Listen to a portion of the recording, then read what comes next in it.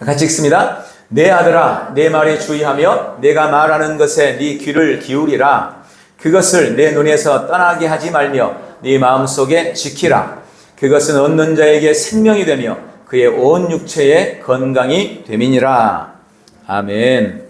오늘 본문의 말씀 잠언서 4장 20절부터 22절의 말씀을 가지고 하나님의 처방전 첫 번째 시간으로 함께 은혜 나누겠습니다.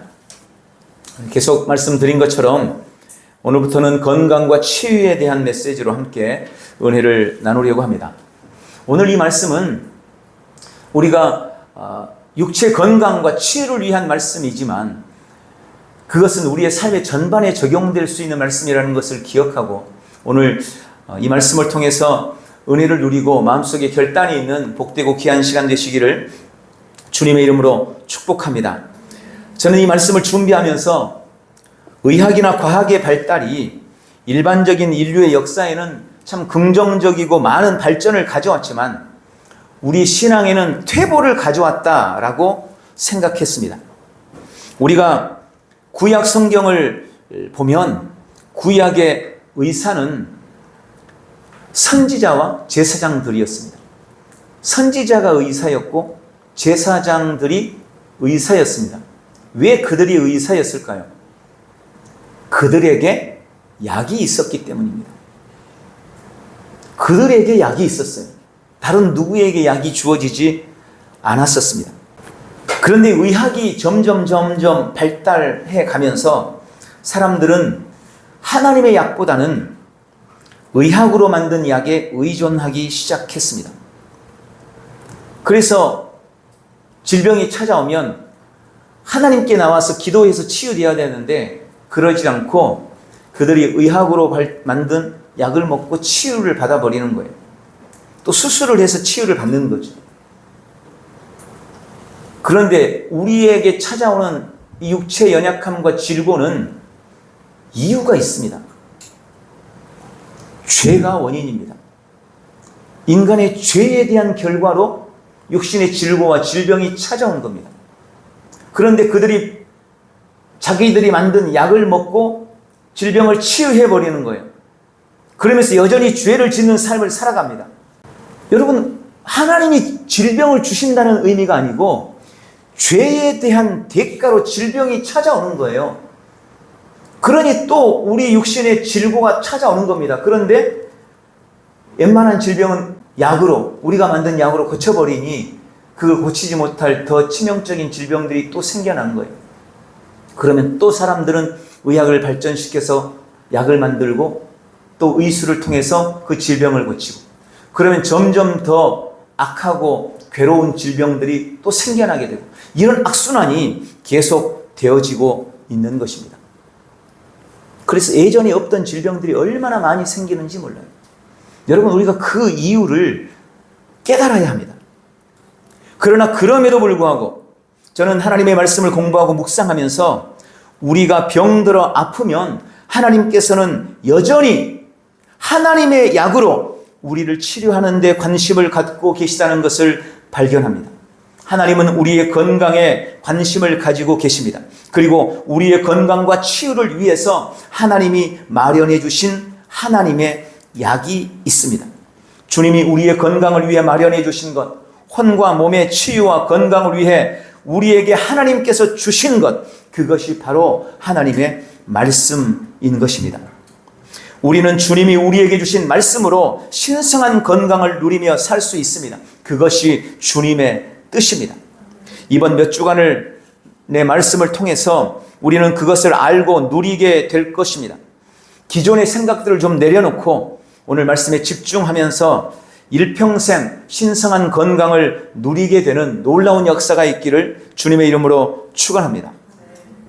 일반적으로 우리는 아프면 의사를 찾습니다. 그러면 의사는 우리를 진단하고 대개는 우리가 먹을 약과 처방전을 줍니다. 병이 낫기를 바란다면 우리는 의사의 처방전대로 약을 복용해야 합니다. 그런데 하나님께서도 우리의 질병 치유를 위해 그분의 약만 주시는 것이 아니고 그 약을 어떻게 먹을 것인지 처방전도 주셨다는 것을 여러분 알고 계십니까? 하나님은 우리의 건강을 위해 하나님의 말씀인 약과 처방전을 우리에게 주셨습니다. 일반 의학에서 처방대로 약을 먹지 않으면 효과가 없죠. 내가 아파서 의사에게 갔습니다. 의사는 나를 진단하고 약을 처방해 줍니다. 나는 집으로 돌아와서 그 약을 서랍 속에 넣어둡니다. 내가 자는 침대맡이나 머리맡에 또 테이블 위에도 그 약을 두었습니다. 심지어는 내 양복 주머니에 약을 넣어가지고 다닙니다.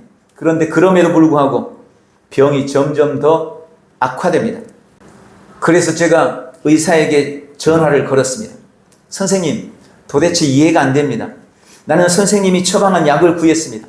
약값도 분명히 치렀습니다. 그런데 왜 점점 내 병은 악화가 되고 있는 겁니까? 그러면 의사가 그렇게 물을 겁니다.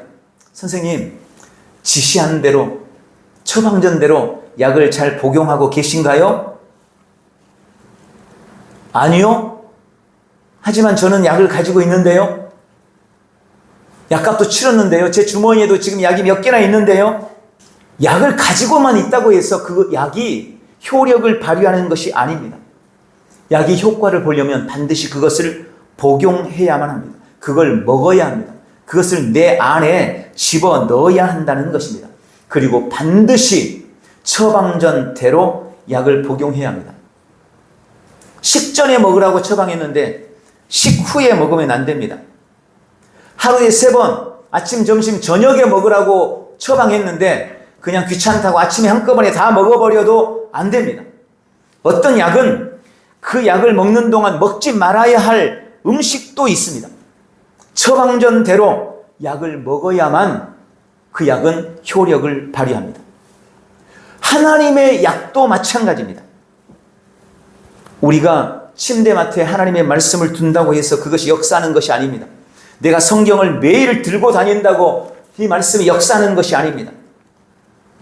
앞으로 더 자세히 말씀드리겠지만 그저 성경을 읽는다고 해서 그 성경이 역사하는 것도 아닙니다. 성경 몇 구절을 암송한다고 해서 그 말씀이 역사하는 것도 아닙니다. 나는 하나님의 말씀이 살아 역사하는 하나님의 말씀인 것을 믿습니다 라고 말한다고 해서 그 말씀이 역사하는 것이 아닙니다.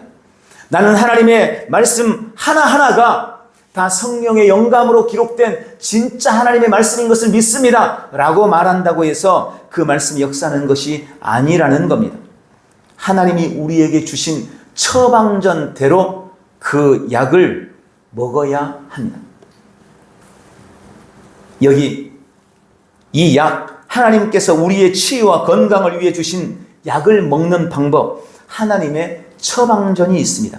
그 처방전이 바로 오늘 잠언서 4장 20절부터 22절입니다.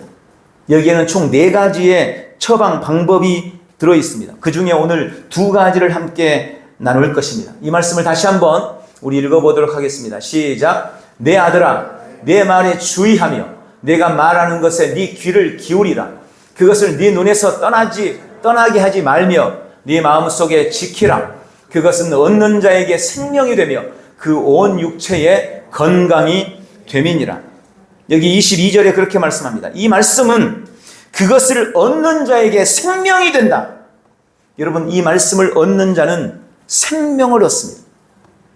생명을 얻습니다. 이건 놀라운 말씀입니다. 하나님의 말씀을 얻는 자는 생명을 얻습니다. 그리고 오늘 분명히 말씀합니다. 그 온 육체에 건강이 된다. 하나님의 말씀이 그 온 육체에 건강이 된다고 말씀하십니다. 의사가 말하죠. 이 약을 먹으면 꼭 나을 겁니다. 우리가 그 말을 신뢰하죠. 주님이 지금 우리에게 그렇게 말씀하시는 겁니다. 이 약, 이 말씀이 너의 육체에 건강이 돼. 주님이 우리에게 그렇게 말씀하고 계십니다. 그러면 우리는 이 약을 어떻게 복용해야 될까요? 하나님의 처방전이 오늘 4가지로 기록되어 있는데 그 중에 2가지를 말씀드립니다. 첫 번째 처방, 내 말에 주의해야 한다라고 말씀하십니다. 여러분, 주님이 내 말에 주의해라 라고 말씀합니다. 그럼 내 말에 주의한다는 의미가 어떤 의미일까요?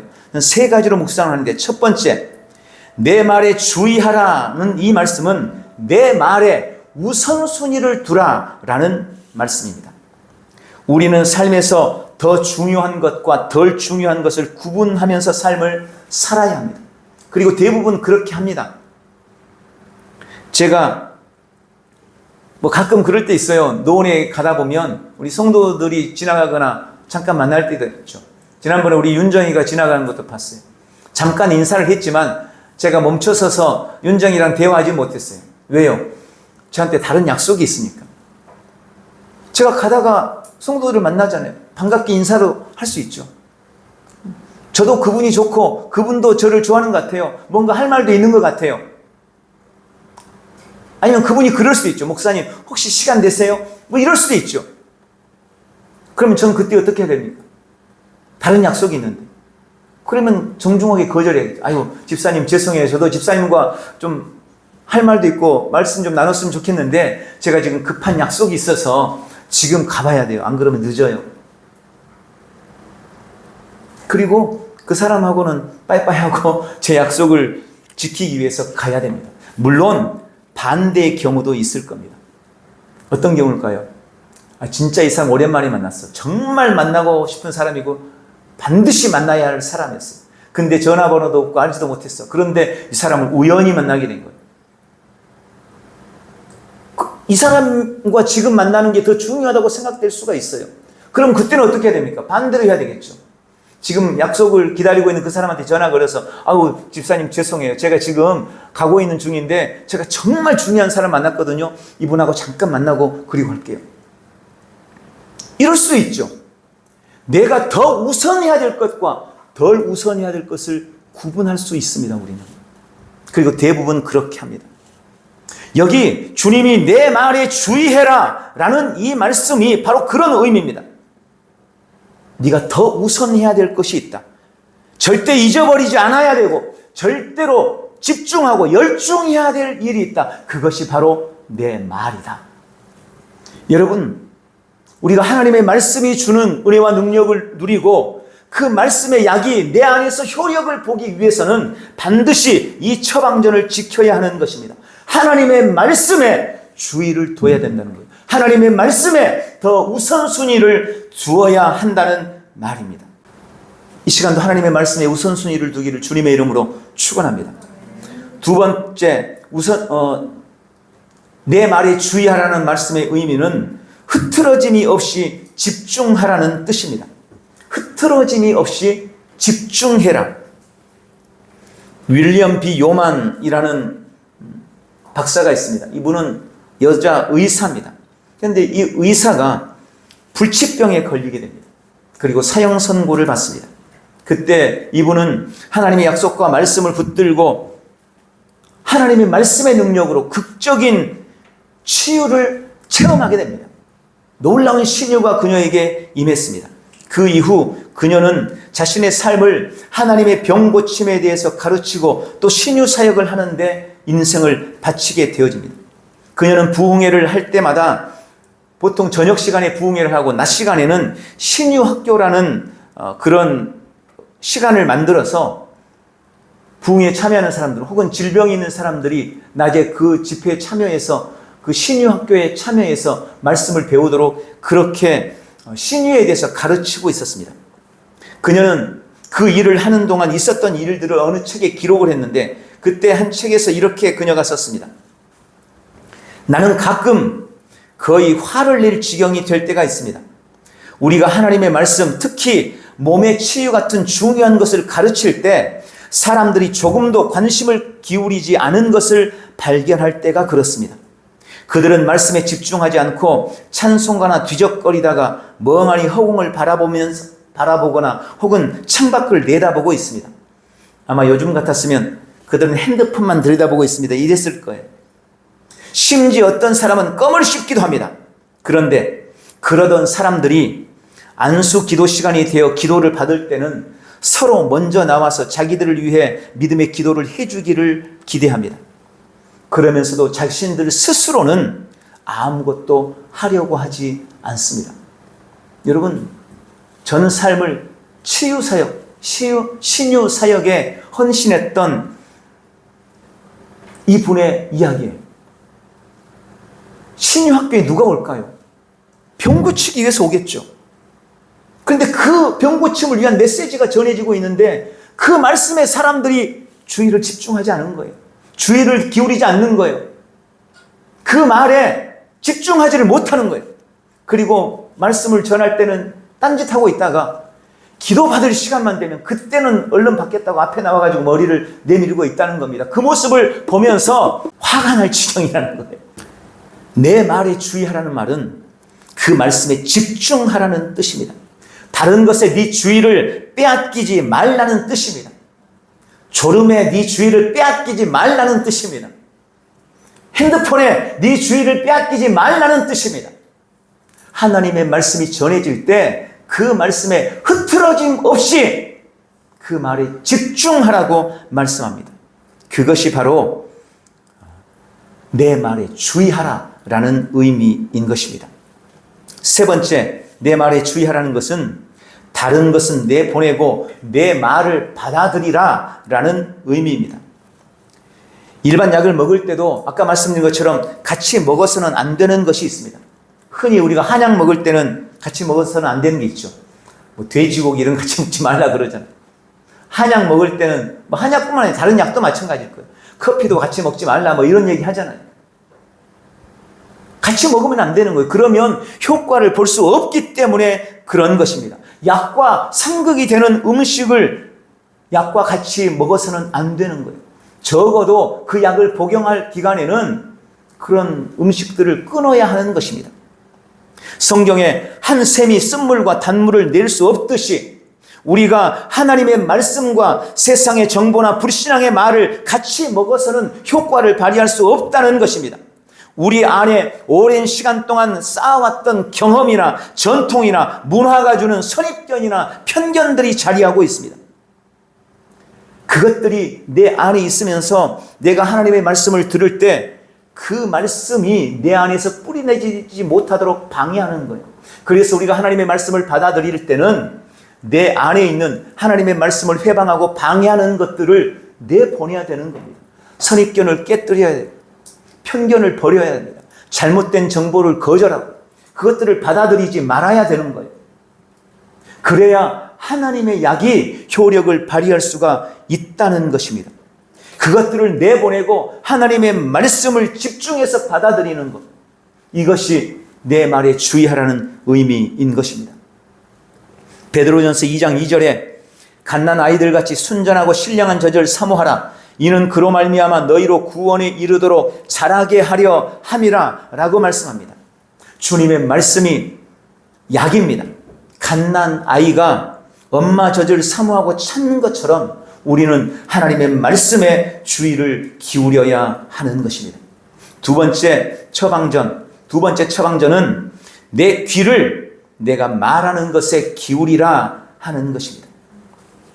네 귀를 내가 말하는 것에 기울여라. 우리의 귀를 무엇에 기울이라고 하십니까? 내가 말하는 것.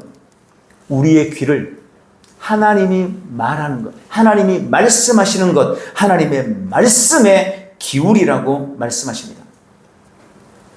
어떤 사람들은 하나님의 말씀을 들으면서도 그렇게 생각해요. 저는 도저히 이 말씀이 이해가 안 돼요. 아니, 어떻게 그게 그렇게 이해될 수 있죠? 아니, 예수님이 무리를 걸었다는 게 이해가 돼요? 아니, 예수님이 죽었다가 다시 살아났다는 게 이해가 돼요? 아니, 남자를 알지 못하는 여자가 아이를 낳았다는 게 이해가 돼요? 저는 이해가 안 돼요 라고 말할 수 있습니다. 여러분, 그럴 수 있습니다. 이해가 안 되는 게 있을 수 있어요. 그런 하나님께서는 우리가 그분의 말씀을 들을 때 이해하고 들으라고 말씀하지 않으셨습니다. 하나님께서 우리에게 원하시는 것은 우리가 그분의 말씀을 그냥 듣고 믿고 순종하기를 기대하십니다. 사실 우리의 일상에서도 우리는 많은 것들이 어떻게 작동되는지 이해하지 못한 채 그것들을 누리면서 삶을 살아갑니다. 우리가 삶에서 누리고 있는 것들을 생각해 보세요. 지금 에어컨이 켜져 있는데 저 에어컨 요즘에 가서 직접 누르는 경우 거의 없습니다. 어떻게 합니까? 그냥 멀리서 리모컨으로 딱딱 눌러요. 그러면 기가 막히게 작동을 해요. 리모컨으로 온도를 올리기도 하고 내리기도 하고 풍향을 요리 돌렸다 저리 돌렸다 고정시킬 수도 있습니다. 그런데 여러분, 그 리모컨이 작동하는 원리를 여러분은 다 알고 계십니까? 우리가 흔히 쓰는 스마트폰, 컴퓨터, 여러분은 그 원리를 다 이해하고 다 알고 그것들을 사용하고 계십니까? 아니요. 전문가가 아닌 이상 우리는 그것들이 작동하는 원리를 다 이해하고 살지 않습니다. 다 이해하지 못해요. 그러나 우리는 그것들을 누리면서 그것이 주는 유익들을 우리의 삶에 누려가고 있습니다. 우리는 그냥 그것을 받아들이는 거예요. 영적인 것도 마찬가지입니다. 나는 내가 어떻게 새로운 피조물이 되었는지 그것을 바르게 이해하고 제대로 설명할 수 없습니다. 내가 예수님을 주로 믿고 그분을 나의 구주로 영접하고 그분을 나의 주님으로 고백함으로 내가 거듭났다는 것을 내가 그것을 어떻게 이해하고 그것을 내가 어떻게 설명할 수가 있겠습니까? 그러나 감사하게도 내가 그런 원리를 정확하게 이해하지는 못해도 나는 예수님을 믿음으로 변화되었고 나는 예수님을 믿음으로 새로워졌고 구원을 받았고 하나님의 자녀가 되었습니다. 그리고 나는 그것을 알고 있습니다. 하나님께 감사하게도 나는 내가 성령으로 충만함을 받고 하늘의 언어, 방언으로 어떻게 말하게 되는지를 제대로 이해하지 못해요. 그러나 나는 방언을 말합니다.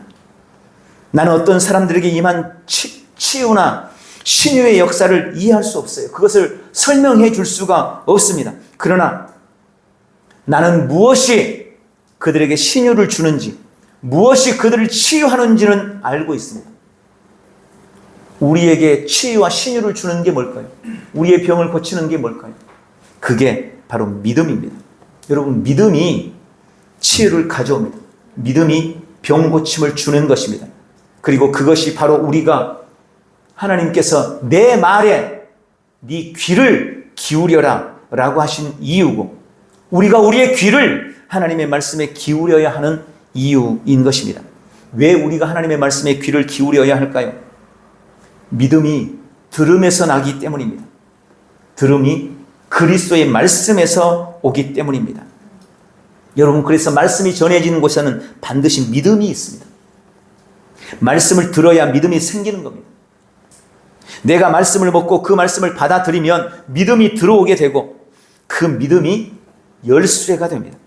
믿음이 예수님께서 이 땅에 계실 때 병을 고쳤던 비결이었습니다.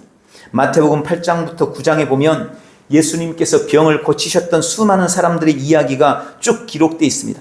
주님은 백부장의 믿음에 대해 칭찬하며 말했습니다. 가라, 네 믿음대로 될지어다. 바로 그 시간에 그의 종은 병 고침을 받았습니다. 혈류증을 앓고 있던 여인에게 여인이 예수님을 찾아와서 몰래 뒤에서 옷을 만졌을 때 예수님은 그 여인에게 말씀하셨습니다. 딸아, 네 믿음이 너를 구원하였으니 평안히 가라. 네 병에서 놓여 건강할지어다. 야이로는 그의 어린 딸, 12살 난 딸이 집에서 죽어갈 때에 예수님을 찾아왔습니다. 그리고 예수님께 오셔서 주님의 손을 내 딸에게 얹어주셔서 그로 살아나게 해주십시오. 구원을 받아 살게 해 주옵소서 라고 예수님께 간청했습니다. 예수님께서 그의 집으로 가고 있을 때 아까 말씀드렸던 혈류병을 앓았던 여인이 와서 예수님의 옷을 만졌고 그녀는 그 즉시 치료받았습니다. 예수님께서 그 여인과 말하며 그곳에 지체하고 있을 때 야이로의 집에서 사람이 찾아왔습니다. 그리고 말합니다. 더 이상 주님을 괴롭히지 마십시오. 당신의 딸이 조금 전에 죽었습니다. 예수님이 지금 그 집으로 가고 있는 중인데 아직 예수님이 도착하기도 전에 그 딸이 죽어버린 것입니다. 이것보다 더 절망적이고 이것보다 더 낙심되는 일이 또 어디 있겠습니까? 그러나 예수님께서는 그때 낙심하고 절망하고 두려워하고 있는 야이로에게 말했습니다. 두려워 말고 믿기만 해라. 그리고 그 집에 들어가 아이의 죽음에 울고 있는 사람들을 다 내보내고 죽은 소녀의 손을 잡고 말씀하셨습니다. 달리라꿈, 소녀야 일어나라. 12살 먹은 그 아이는 살아났습니다. 그리고 그 야이로의 집에서 나왔을 때 두 맹인이 예수님을 따라오면서 소리쳤습니다. 다윗의 자손이여, 우리를 불쌍히 여겨주십시오. 예수님께서 그 두 맹인을 보고 그들에게 물었습니다. 너희는 내가 이 일을 할 줄로 믿느냐? 이 일을 할 줄로 믿느냐?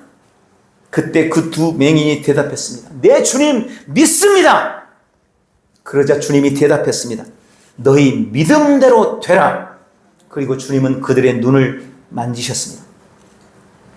그러자 그들의 눈이 떠졌습니다.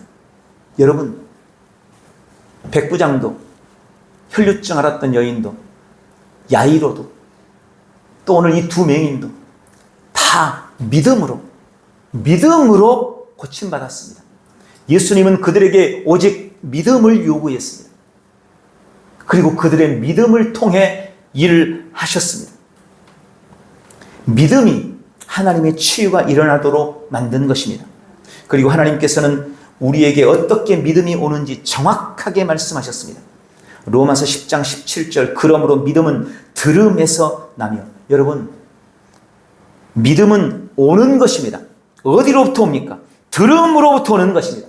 믿음은 봄으로 오는 것도 아니고, 믿음은 느낌으로 생기는 것도 아닙니다. 믿음은 들음으로부터 오는 겁니다. 그럼 뭘 듣습니까? 하나님의 말씀을 들어야 되는 것입니다. 그래서 하나님께서는 네 귀를 내가 말하는 것에 기울여라. 내 말에 네 귀를 기울여라. 내 말을 들어야 돼.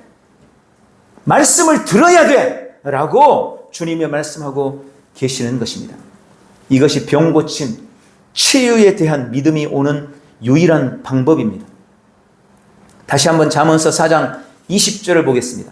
내 아들아, 내 말에 주의하며 내가 말하는 것에 네 귀를 기울이라. 그리고 22절입니다. 그것은 얻는 자에게 생명이 되며 그의 온 육체의 건강이 됨이니라. 우리가 주님의 말씀에 주의하고 하나님께서 하신 말씀에 귀를 기울일 때 우리는 생명을 얻게 되고 온 육체가 건강하게 된다고 분명하게 말씀하십니다. 안타까운 것은 많은 그리스도인들, 자칭 성령 충만한 그리스도인들이 그들이 아플 때 그 질병에 대해서 하나님께서 뭐라고 말씀하시는지 알아보려고 하지 않는다는 것입니다. 주님이 뭐라고 하시는지를 들으려고 하지 않아요. 그분의 이름을 여호와 라파라는 것은 우리가 알고 있는데, 여호와 라파가 무슨 뜻입니까? 치료자, 의사라는 말입니다. 그분이 의사셔요. 그런데 우리는 그 의사의 말에 귀를 기울이지 않는다는 겁니다. 그 의사가 뭐라고 하는지에 대해서 관심이 없다는 겁니다. 여러분, 종합병원의 의사가 여러분한테 할 말이 있다고 오라 그러면 안 가겠습니까? 그 의사가 도대체 나에게 뭐라고 하나? 그때는 두 귀를 쫑긋 세우고 그 의사가 하는 말에 귀 기울이지 않겠냐고요. 종합병원 의사한테는 그렇게 귀 기울이면서 전능한 의사이신 하나님의 말씀에는 귀 기울이지 않는 것은 도대체 이해할 수 없다는 거예요. 그들은 하나님께서 하시는 말씀에 귀를 기울이는 대신에 다른 사람들이 무엇이라고 말하는지에 대해 귀 기울입니다. 그러나 여러분, 나에게 호의를 가진 사람이라 할지라도, 그들이 좋은 뜻으로 말한다고 할지라도 그들이 언제나 나에게 옳은 말만 하는 것이 아니라는 것을 우리는 기억해야 됩니다. 그래서 어떤 주제에 관해서든지 하나님의 말씀이 말하는 바에 대해서 내가 알기 전까지는 다른 사람들이 하는 말에 귀 기울여서는 안 됩니다. 착하고 좋은 사람이라고 할지라도 우리가 영적인 실수를 하도록 하는 육신적인 조언을 해줄 수가 있기 때문입니다. 여러분, 그거 아세요? 목사님들도요, 건강에 관심 많아요. 제 목사님들끼리 만나면 죄송하게도 말씀 얘기를 안 해요. 목사님끼리 만나면 무슨 좋은 약이 있는지, 지금 그 목사님 무슨 약을 먹는지, 비타민은 뭐가 좋은지, 민간요법으로 무슨 방법을 사용하고 있는지, 어느 병원, 어느 의사가 훌륭한지, 누가 더 전문가인지, 어느 병원에서는 뭐가 더 전문이고 어떤 병원에서는 뭐가 더 전문이고, 그런 데는 관심이 많고 그런 말은 많이 하지만 정작 하나님의 말씀에는 귀 기울이지 않는다는 것입니다. 그래서 여러분, 우리는 다른 누구의 말이 아니라 하나님의 말씀에만 귀를 기울이는 법을 훈련해야 합니다. 내 말에 네 귀를 기울여라. 이것이 하나님이 우리의 질병에 대해 내린 하나님의 처방인 것을 믿으시기 바랍니다.